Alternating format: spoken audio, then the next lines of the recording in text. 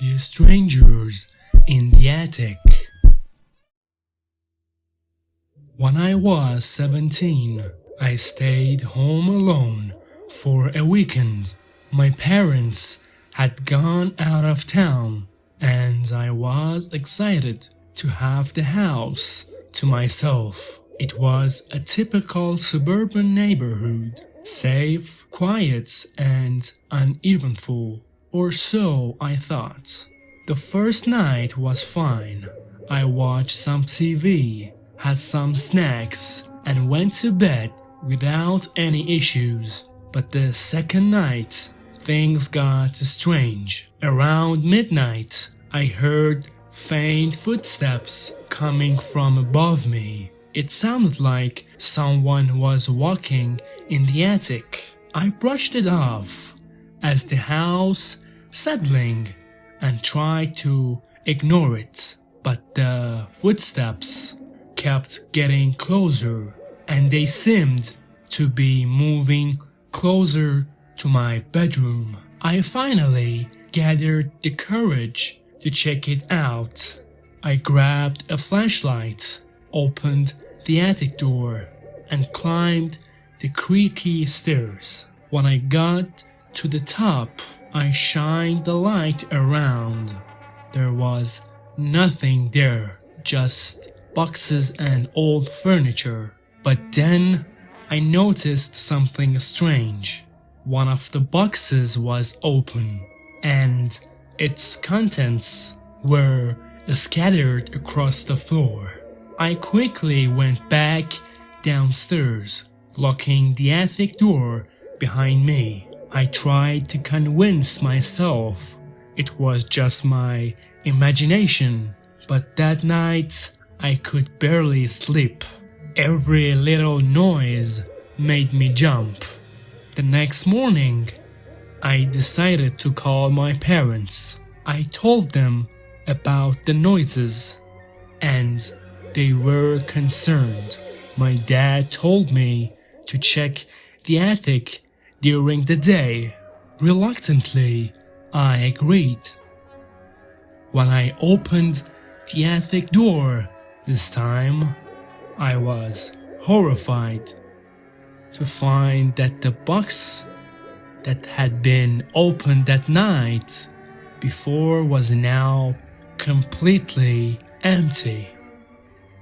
And worse, there were footprints in the dust leading from the box to the attic window. Panic set in. I ran downstairs and called the police. When they arrived, they checked the attic and found something chilling. A makeshift bed hidden behind some boxes, along with wrappers and food. Someone had been living in our attic for who knows how long. The police never found out who it was or how they got in, but they believed the person had been coming and going through the attic window, watching us, waiting for the right moment.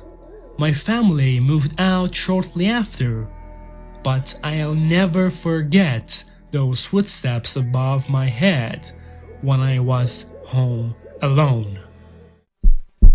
The creepy caller. This happened to me a few years ago when I was in college. My roommate had gone home for the weekend, leaving me alone in our apartment.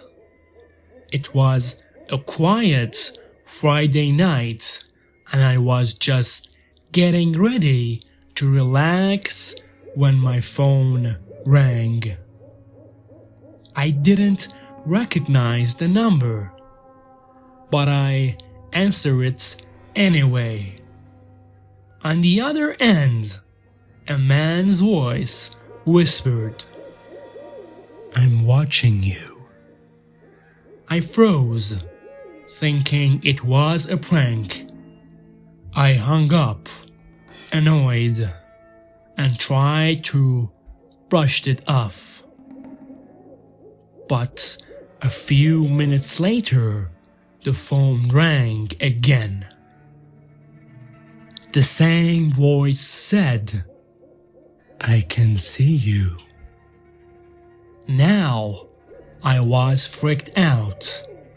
I locked all the doors and windows, double-checking everything. I even called my roommate, but she assured me it was probably just someone messing around. Still, I couldn't shake the uneasy feeling. The calls kept coming, each time more disturbing. The man described what I was wearing, the way I had my hair, and even mentioned the movie I had on in the background. My heart was racing, and I started to feel like I was being watched. Finally, after what felt like an eternity, I decided to call the police. I gave them the number that had been calling me, and they said they would send someone over. As I waited, I kept getting more calls, each one more terrifying than the last. The man kept saying he was inside the apartment and that he was going to kill me. When the police arrived, they searched the apartment thoroughly but found nothing. They traced the calls and discovered they were coming from a disposable phone. I was shaken, but at least the calls had stopped. The next day, I got a call from the police. They had found the disposable phone inside a closet in my apartment. The man had been calling me from inside my own home the entire time. They never caught him, but the thought that he had been so close that he could have hurt me at any moment still haunts me to this day.